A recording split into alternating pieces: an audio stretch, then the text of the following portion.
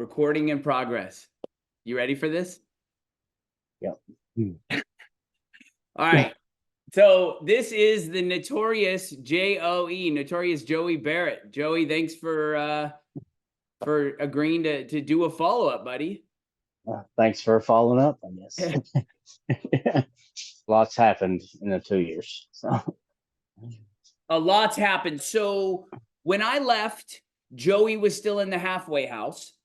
And not long after I left from filming, you ended up leaving the halfway house. And how long had you been sober at that point? I was 9 months sober at that point. I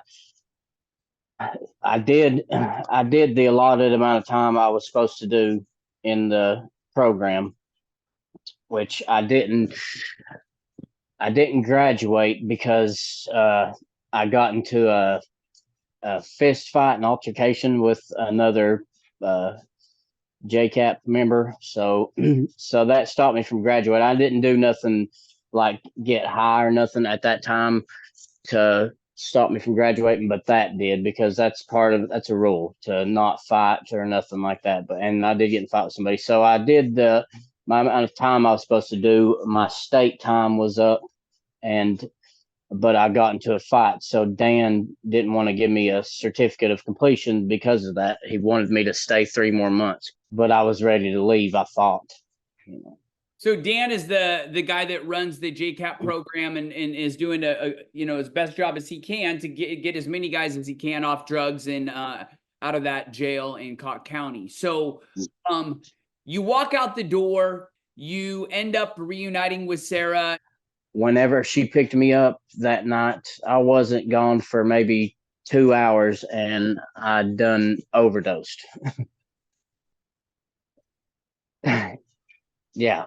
So I see the look on your face. Hold on. You walked out the door of the sober living, 9 months sober, done your time, should be a free man, and within 2 hours you overdosed. Yeah. Yeah. Because Did she have to Narcan you? Like, yeah. Yeah, she did. Yeah. Wow. So I mean, I thought I was good. I thought I was ready, like being here around having accountability and stuff, that really helps. I know that's to some people it's accountability, but it really helps, but as soon as I got that taste of freedom, it was over with, So then as that's all going down, John goes to the halfway house. John gets frustrated.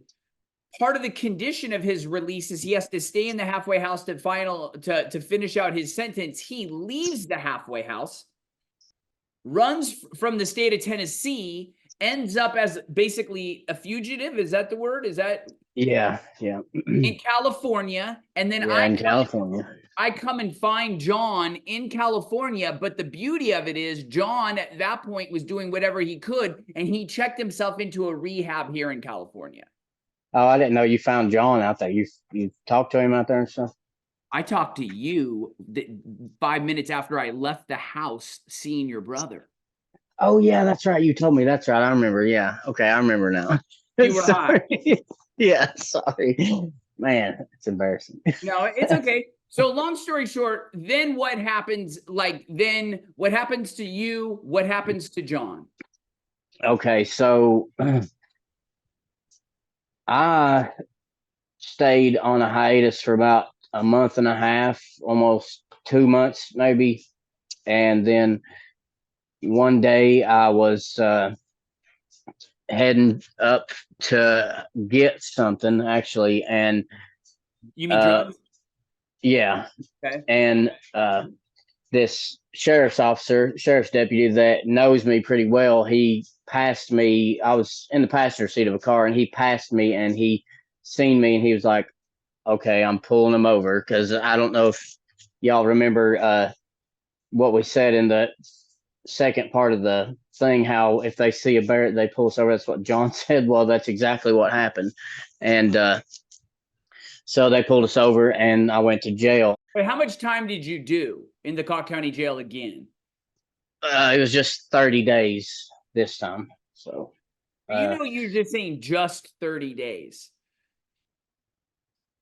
I mean, yeah, because 30 days isn't much, you know. I mean, at what point do you say 30 days is a lot of your life to give away, dude? At when do you think that you won't say something like just 30 days? You know what I mean? Well, I guess whenever I stop doing most of my life in jail, you know, I guess one day in there is too much. One day in jail is too much. But when you get used to it, most people get happy with a 30-day sentence. They're like, man, I just got to do 30 days. They say in jail, I can do that standing on my head, or whatever. So 30 days isn't much when you're used to it, but really that's a whole month if you think about it in that perspective. So then you do 30 days and then you get released back to the sober living home. Yeah. Okay. Mhm. Now, John. So John came back from California because he got discharged from the place out there because of his hip, because they weren't legally allowed to. What am I trying to say? They weren't allowed to hold somebody or rehabilitate somebody with that much of a problem, I guess, or something. He was a liability, is what he was. So he came back and he stayed on the run for a while, and he actually ended up going to jail once for child support, but he bonded out, but then he still went on his little hiatus. So he was fine. He didn't have no charges, no nothing like that. Was he using at that time? Had he relapsed? Well, see, and he's probably, I mean, he shouldn't get mad at me for saying this because he can't. But he kept telling me, Joey, I'm clean. I've been clean for this long. And I'm like, John, okay, yeah, you're not doing heroin, but you're still doing meth. So that doesn't make you clean. And so in his mind, he was clean because he wasn't doing heroin. And I mean, I understand that's great. I didn't have to worry about him dying, but he still wasn't clean. He was doing meth. And so he was still in the same scenario, just a different drug. So he was doing that. And also, he had bought a car from somebody that sold it to him. It wasn't their car. The title was in somebody else's name. I don't know. It was this big, crazy mess. So he got charged with theft over 1,000 of a car also, which I think he got that settled, but that's what he ended up in jail for this last time. So how long did he do? So he was in there for at least 30 days, maybe more. John is back in the sober living house, right? And Mhm. and then you're back in the sober living house, but we'll get to the end of what kind of positive things are happening. But along the way, let's kind of wind back and look at this process. Like, what has it been like to watch yourself and the whole town, literally, because it's a tight-knit place, dude, to watch this project roll out? Like, what has that been like? Well, I mean, I've been getting all these random messages on Facebook, and people commenting on the stuff about how proud they are of me and keep doing this good stuff, and people come up to me, that I know that I don't know in town. And, hey, I seen you on YouTube. That's awesome. I'm so proud of you. Things like that. I mean, that's sort of it's cool in a way too, but in a sense though, I still get that sort of embarrassment because I know what ends up happening in the end, but most of the time they know where I'm at now, so that helps that, I guess. But it's a cool thing, people like it, so I know that. So let's talk about Sarah a little bit. You guys have went this period of time and you haven't talked. And I don't know if you're still talking. No. Do you love her? I do. You can't just stop loving somebody, no matter what the circumstances are. You can't just stop loving somebody, but you can love them from afar. Uh, I have to fix myself, and she has to fix herself. And I I reached out to her mother to see how she was doing, just for this purpose, and apparently she's with her mother and she is trying to get clean. So I'm happy for that. I hope she does. I hope the best for her. But as right now, you know, we just have to, you know. Got it. Okay, so look at this. You guys, they say some things sometimes you can be too close to something so you don't see it, right? When you turn around and you watch this, you like, look, I didn't know you guys. I just walked into the jail one day and blam, there you are, right? And we hit it off, and like that was it. It was just that was Yeah. it. There was no setup. Nobody said, hey, this, that's the way it worked. Same thing with Glenn. You guys literally went, hey, Glenn, come on in here. I got 100. Yeah. Boom. Next thing you know, I'm over at Glenn's parents' house. I'm getting to know his son, J-Rod. Kid's dope as hell. I talk to that kid all the time. Love that kid. Let me digress for a moment. He called me and he said, I saw the video, and his grandma said he lied to you a little bit. And I was like, what? So I talked to J-Rod yesterday and I said, J-Rod, what do you mean you lied to me? And he's like, well, I feel like I might have misled you a bit, that I might like eating squirrels more than I do. Like, I do shoot Oh them, my God. I do eat them, and I do like eating them, but I don't eat them as often as you might think. That's funny. And I'm like, yo, that kid's a kid. You know what I mean? Something's happening. This is working. I asked him if he had a girlfriend, and he said he was single like a Pringle. And Single like a Pringle. I ain't never heard that. yeah. And he's just, according to his grandparents, like, he's doing really good and he's staying clean. Glenn is in a state penitentiary, and I don't know that he's Yeah. gonna get out for a while. But so you then watch this documentary, and this documentary, it's got to start, like, when you watch it like a film, you got to be like, oh my God, like, all these things are intersecting, this cyclical nature of drug abuse, drug selling, criminal incarceration. Look at Maud, like her whole family, like, look at, now you're in and out. Like, when you watch it, does it seem like, oh my God, like, this really is this crazy cycle? Or Yeah. I mean, I never thought about it from at that perspective until you came and started filming these things, and then actually watching it, and the way you explain things at the end of each segment, it's just like poof.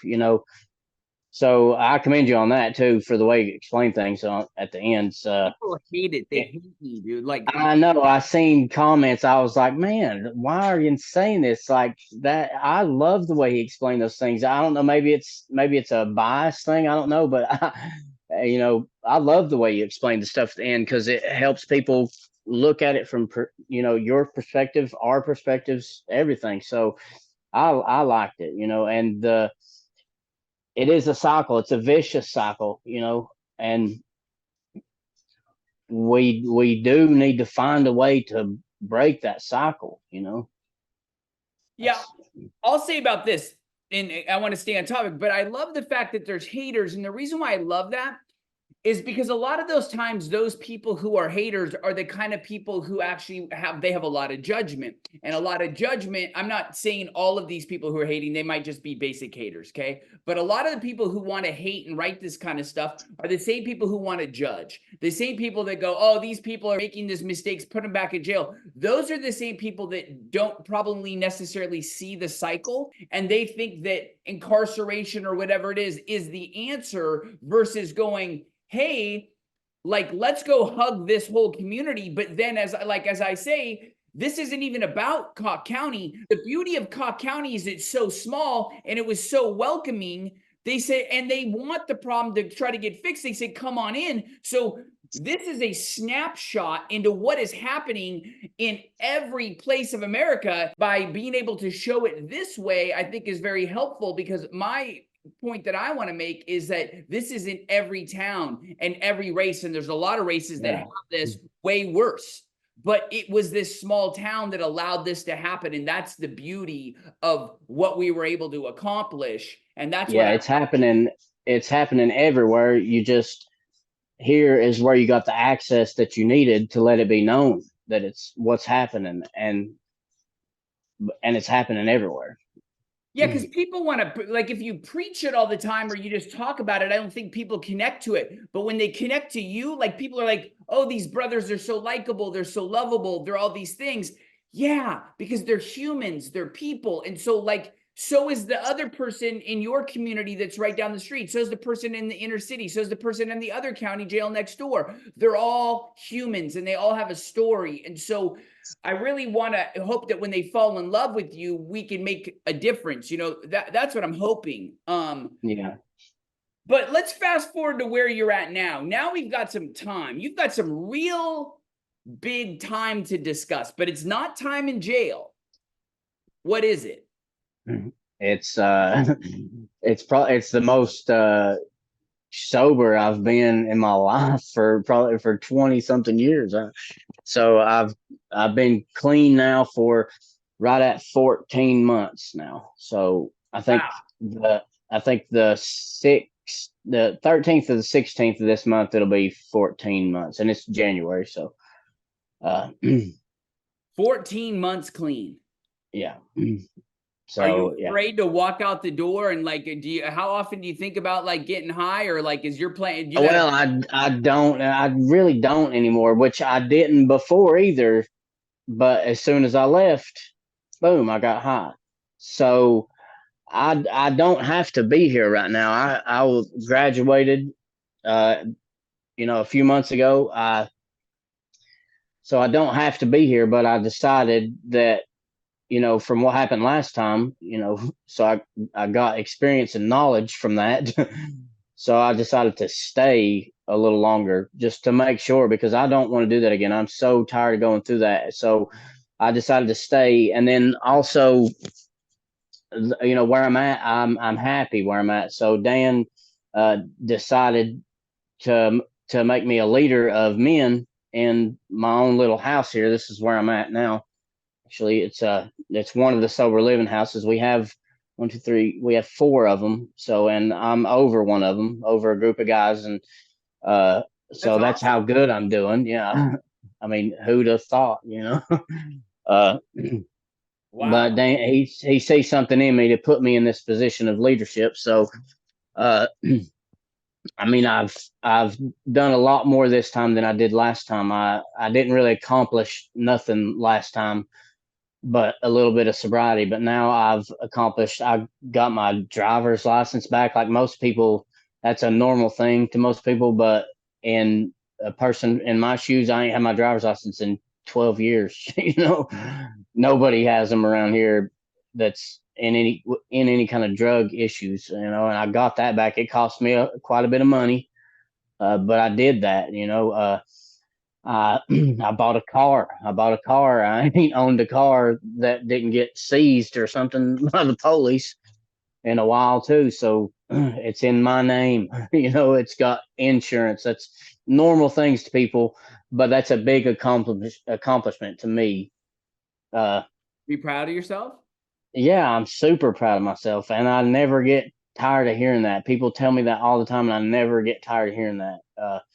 I do this. I do a Celebrate Recovery, which is Celebrate Recovery is nationwide. There's Celebrate Recoveries everywhere.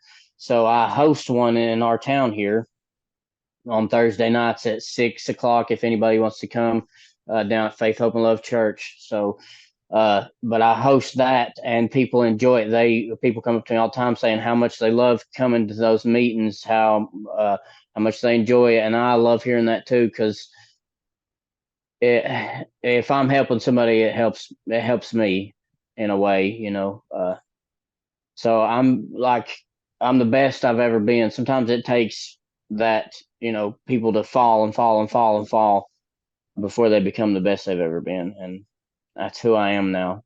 You know? What would, this is interesting because your mom was an addict. Mm-hmm. Your mom was alive today. What would she say? Would she, I mean, I don't, of course, mom's going to say she's proud of you, but would she have a hard time connecting with you because if she was still on drugs and you're not, like, what would mom think? I don't think she would have a hard time connecting with me or whatever, but I might have a hard time connecting with her, if you understand that. Because if she was still getting high, then I would have to love her from afar. Just like I had to do that with John while he was still out there and I was in here. And it hurt my feelings too, because John would sometimes he would tell me, you know, what you forgot about me? You don't ever want to talk to me and stuff like that. And that bothers me because everybody knows, if they've seen this, how much I love John, how much he loves me. We are close, you know. So that was super hard on me. But sometimes you have to do that when you're in recovery, to stay in recovery, you know, even if it's your family members. Sometimes you gotta love them from afar. So I don't think she would have a problem connecting with me. I would have the problem connecting with her, you know. What's your target? Target getting sober? Check. Target not sitting in the Cock County jail right now? Check. What's the next target for Joey Barrett? Like, where do you want to go? What do you want to do? Okay. Well, okay, so I started I've loved playing the guitar, okay? So I bought me a really super awesome nice guitar too. It cost me quite a bit of money too.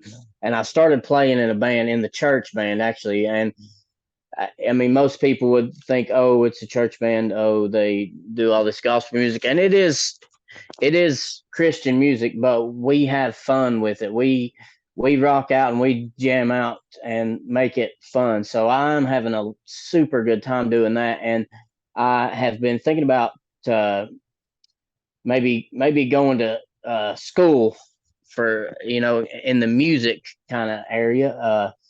So that's one thing. And then I got this job offer, another job offer, being a over another sober living place, and that sort of gave me these ideas on, you know, I didn't take the job for one because you know, I'm happy where I'm at right now, and it just wasn't the right time for me. But it gave me these ideas on maybe I can do something big, you know. How do you Mm. prevent from starting to going down that road of a bad habit? You know what I'm saying? Well, okay, here's what I did at first. Like, you have to, I always, when I was making a decision or something that I knew was going to affect my life one way or the other, I would outweigh things like pros and cons. Like, you start simple, you do things like that. You outweigh pros and cons. Like, what's going to happen bad if I do this? Am I going to go to jail? Am I going to catch more charges? Am I going to die? You know, or what's going to happen if I don't do this? I'm not going to go to jail. I'm not going to die. You know, it's best to get uh, other people's perspective on things too, and definitely outweigh what the bads and the goods that'll come out of it. You know, I will tell you this: nothing good will ever come from a bad thing. That's 100% sure. You know, Wow. I hit rock bottom and then dug a hole underneath that, fell into that, and then found a staircase going down to a basement. I was way down there. You know, uh, but I mean, to be honest, I don't really have any fears right now because none of that's in my head. I don't have any fears of going back to jail because I'm doing what I'm supposed to be doing. Probation is easy if you're doing the right thing. You know, before I hated probation because I'd always have to You worry sound like about a felony. probation officer. Yeah, well, thanks, bro. And my probation officer, she loves me now. She told me not too long ago, she said, I've grown quite fond of you now. Oh, that's dope. I love that. Whenever I had that job that they offered me, it was in a different county, and I told her about it, and she kind of got sad because I'd be having to switch probations to a different county, So I was like, man, that's that warms my heart. So but it's easy when you're doing the right thing. So I don't worry about that. I don't worry about going back to jail or nothing, because I know I'm not going to. I don't worry about relapsing because I'm not around things or nothing like that that's going to trigger me to relapse. If I keep myself around good things will keep happening. Can Cocke County change? Does Cocke County want to change? Will Cocke County ever change? I hope and pray it does. It is my home, and I will say this: most people are like, "Oh, well, if you want to get clean, you got to get out of Cocke County. You got to get out of Cocke County." Well, I don't want to. I like it here. This is my home. I want to get clean in Cocke County, and I mean, there's people that are normal in Cocke County. There is a normal life in Cocke County. We just have to achieve that. So I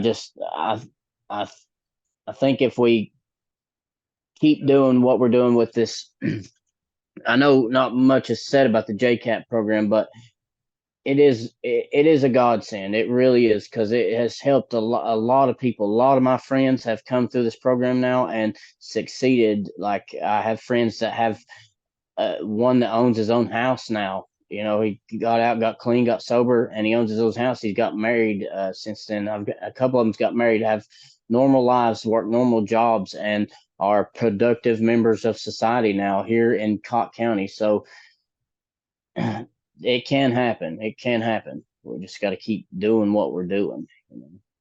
Changing the people in the community in Cocke County will help Cocke County change, and we are getting that way. We have been. Our success rate ain't 100% with what we're doing, but that's probably impossible. But our success rate is good. It is good, and it's a start. So if we change the people the way they are, Cocke County will change, and I think we're on the road to doing that. I love that. God, there's so many questions. People are going to be like, why didn't you ask this? Why didn't you ask that? Yeah, I know. I miss you, dude. Like, I could walk back in there tomorrow like I never left. I think about you guys every day, and I know, I miss you too, man. it was really a special experience, and I think about every day those people sitting in that jail, dude, and it just crushes my heart. I want the best for you, and I want the best for everybody. Tell your brother I said what's up, and I love him, and I will. All right, buddy. Thanks for your time. All right, see you, bro. Later.